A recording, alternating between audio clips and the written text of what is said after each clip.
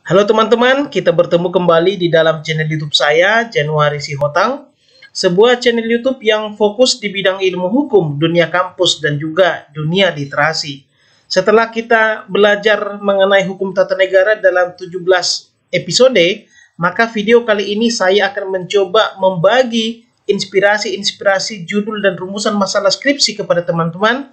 Ini sangat penting khususnya bagi teman-teman yang sedang menyusun skripsi, yang sedang kebingungan untuk mencari judul-judul skripsi. Nah, seperti biasa, kali ini saya akan membagikan 5 judul dan rumusan masalah skripsi dari berbagai bagian. Kita langsung saja teman-teman ke judul yang pertama.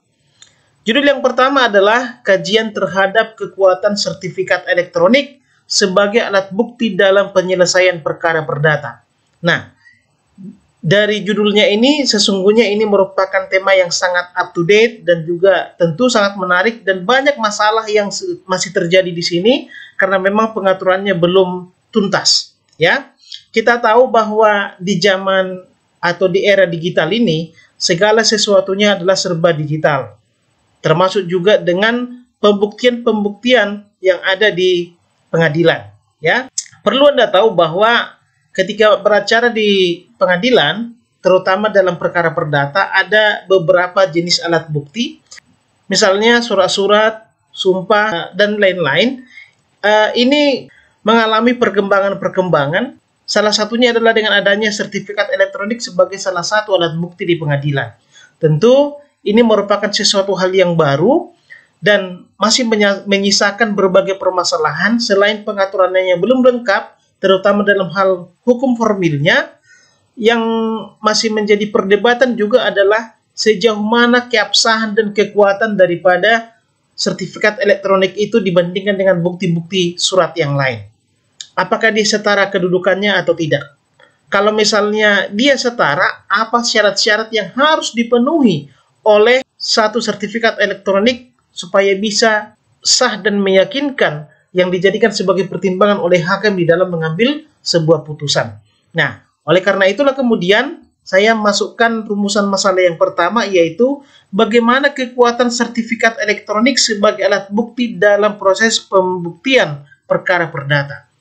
Kenapa di perkara perdata? Karena memang kita tahu bahwa alat bukti surat itu kan merupakan salah satu jenis alat bukti yang sangat kuat kedudukannya di dalam hukum perdata. Oke? Lalu kemudian setelah kita memahami bagaimana kekuatannya, apa syarat-syarat yang harus dipenuhi supaya sertifikat elektronik itu sah dan meyakinkan, maka kita masuk ke rumusan masalah yang kedua, bagaimana implikasi hukum dengan digunakannya sertifikat elektronik dalam pembuktian perkara perdata. Nah, tentu ini kan ada akibat-akibatnya. Apa kira-kira yang harus diatur supaya keberadaan sertifikat elektronik ini bisa semakin membantu di dalam proses pembuktian perdata di pengadilan. Oke, kita masuk ke judul yang kedua. Ini masih di bidang hukum perdata. Judul kali ini adalah kajian terhadap sengketa antara Solaria dan Solaris serta akibat hukumnya terhadap hak eksklusif yang dimiliki oleh Solaria.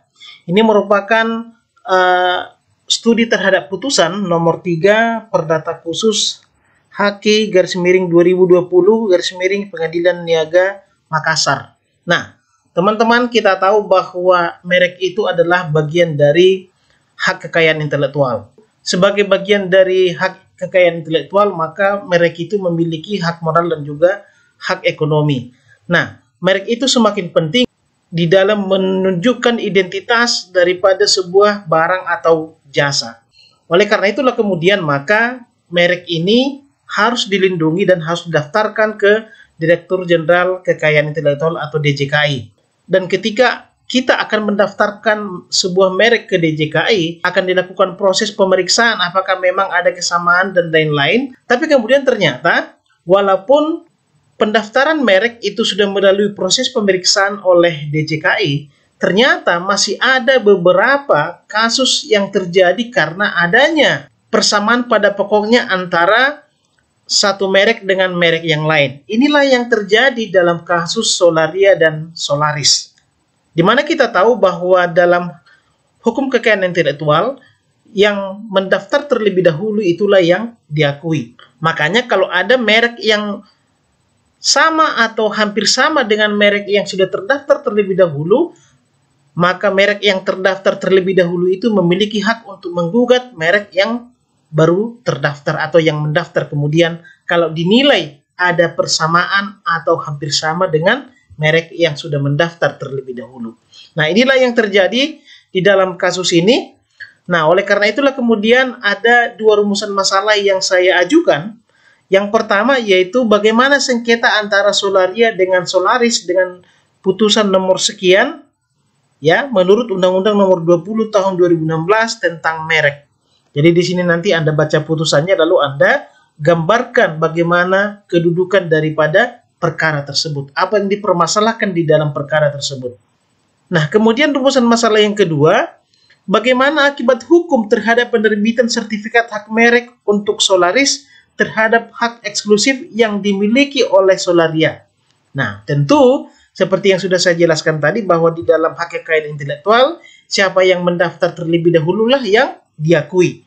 Dan di sini terbukti bahwa Pengadilan Niaga Makassar mengabulkan gugatan dari Solaria. Pertanyaannya adalah apa akibat hukumnya? Tentu akibat hukumnya adalah bahwa merek Solaris ini itu dicabut. Tapi kemudian ada beberapa akibat hukum yang lain yang bisa Anda pelajari nanti berdasarkan undang-undang tentang merek.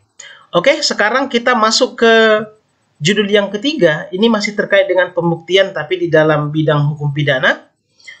Judulnya adalah kekuatan alat bukti keterangan saksi anak tanpa sumpah dalam pemeriksaan perkara perbuatan cabul. Nah, kita tahu bahwa pencabulan khusus terhadap anak-anak itu sudah semakin sering terjadi belakangan ini. Dan ada juga dalam beberapa perkara bahwa pencabulan terhadap anak itu ternyata saksi yang melihatnya juga adalah anak-anak, mungkin temannya bermain dan lain-lain. Nah, yang menarik kemudian adalah ketika ada perkara pencabulan terhadap anak dan kebetulan saksinya juga adalah anak, maka ketika pembuktian di pengadilan ini akan menghadirkan dua pihak yang merupakan anak-anak. Dimana kalau kita lihat di dalam perkara pidana itu kan bahwa alat-alat bukti itu adalah keterangan saksi, lalu kemudian korban, bukti petunjuk, dan lain-lain. Nah, muncul pertanyaan, ketika hakim memeriksa korban dan juga memeriksa saksi yang merupakan anak-anak yang tentu anak yang menjadi saksi dan korban ini tidaklah disumpah, apakah kesaksiannya itu bisa dijadikan sebagai alat bukti oleh hakim? Karena dia tidak disumpah. Padahal kalau kita lihat di KUHP bahwa yang namanya saksi itu kan harus disumpah. Kalau dia tidak disumpah, maka kesaksiannya itu tidak bisa dipertimbangkan oleh hakim. Nah, oleh karena itulah kemudian saya akan membuat dua rumusan masalah di sini. Rumusan masalah yang pertama adalah bagaimana perlindungan hukum terhadap keterangan saksi anak tanpa sumpah dalam pemeriksaan perkara perbuatan cabul. Oke. Kemudian yang kedua, bagaimana kekuatan alat bukti keterangan saksi anak tanpa sumpah dalam pemeriksaan perkara perbuatan cabul. Apakah keterangan saksi dan korban tersebut memiliki kekuatan di dalam pembuktian perkara pidana? Nah, inilah yang kemudian Anda jawab. Ini bisa Anda tinjau nanti. Yang pertama tentu dari pertimbangan-pertimbangan hakim ketika memeriksa perkara pencabulan terhadap anak, kalau misalnya Anda bisa menemukan itu. Kemudian yang kedua, Anda bisa juga melihatnya dari Undang-Undang Perlindungan Anak dan juga dari KUHP. Oke, sekarang kita masuk ke judul yang keempat. Ini masih berada di dalam bagian atau di bidang hukum perdata. Judulnya adalah perlindungan hukum terhadap konsumen yang melakukan penggunaan jasa titip barang secara online. Jadi teman-teman, di era digital sekarang, di era ketika Anda punya handphone maka Anda sudah bisa mengelilingi dunia, maka hal ini juga berdampak terhadap transaksi elektronik ataupun perdagangan secara elektronik. Nah, makanya kemudian saat ini salah satu pasar yang paling berkembang adalah pasar elektronik atau e-commerce. Tapi ternyata teman-teman,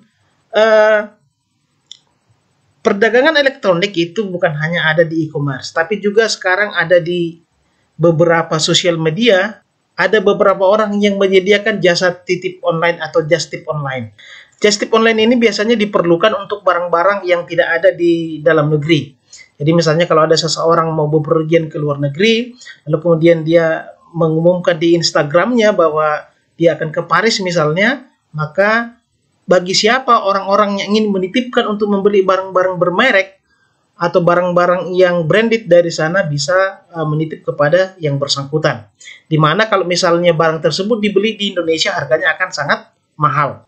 Tapi teman-teman, ya seperti biasanya setiap inovasi itu selalu ada permasalahan. Ya, dalam just tip online ini beberapa permasalahan yang sering muncul adalah bahwa barang yang dibeli dari tempat lain oleh si penyedia just tip online atau dibeli dari luar negeri itu seringkali atau beberapa diantaranya adalah barang yang tidak ori.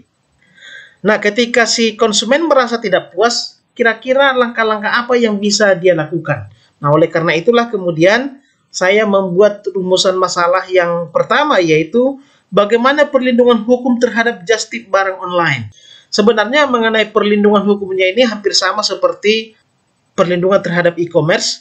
Cuma nanti bedanya ketika misalnya terjadi permasalahan sesuai dengan yang di nomor 2 yang saya buat ini, bagaimana perlindungan terhadap konsumen jika terjadi pembelian barang palsu dalam jasa titip barang online. Ketika Anda menggunakan e-commerce, maka kemudian permasalahan Anda ketika mendapatkan barang palsu adalah antara Anda dengan si toko online atau si e-commerce yang bersangkutan. Tetapi ketika Anda menggunakan just tip online, permasalahannya itu menjadi sangat kompleks. Ada 3 pihak di sini. Yang pertama Anda sebagai konsumen, yang kedua adalah si penyedia just tip online, dan yang ketiga adalah si toko yang menjual barang yang bersangkutan. Nah, ini bagaimana proses hukumnya? Ini bisa Anda kaji nanti berdasarkan Undang-Undang ITE dan juga KUH Perdata. Dan yang paling menarik lagi di sini adalah ketika misalnya toko yang menjual barang branded yang dari luar negeri tadi, itu kan hukumnya berbeda dengan hukum Indonesia.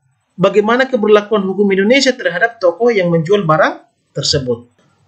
Oke, kita lanjut ke judul yang terakhir atau yang kelima. Kali ini dari bidang hukum tata negara. Judulnya adalah penguatan wewenang Badan Pemeriksa Keuangan atau BPK sebagai lembaga negara utama yang independen. Nah, kita ketahui bahwa BPK ini kan memiliki kewenangan di dalam memeriksa ataupun mengawasi pengelolaan dan pertanggungjawaban keuangan negara. Kalau Anda baca di dalam Undang-Undang Dasar dan juga di dalam Undang-Undang tentang BPK, bahwa di sana diatur dengan jelas bagaimana alur di dalam proses pengawasan keuangan negara. Selain itu juga bahwa BPK itu memiliki kewenangan untuk menetapkan kerugian negara kalau misalnya ada perbuatan melawan hukum atau misalnya ada korupsi di lembaga-lembaga negara maupun di BUMN yang menggunakan keuangan negara. Namun kemudian ternyata tugas-tugas BPK selama ini tidak maksimal karena ada beberapa permasalahan terkait dengan kewenangannya itu. Misalnya, ketika undang-undang memberikan kewenangan kepada BPK untuk menentukan besaran kerugian negara ketika terjadi tindak pidana korupsi, tetapi ternyata kemudian bukan hanya BPK yang bisa menetapkan kerugian negara jika terjadi perkara korupsi. Ada juga yang namanya aparat pengawas intern pemerintah atau APIP, ini bisa juga menetapkan yang namanya kerugian negara.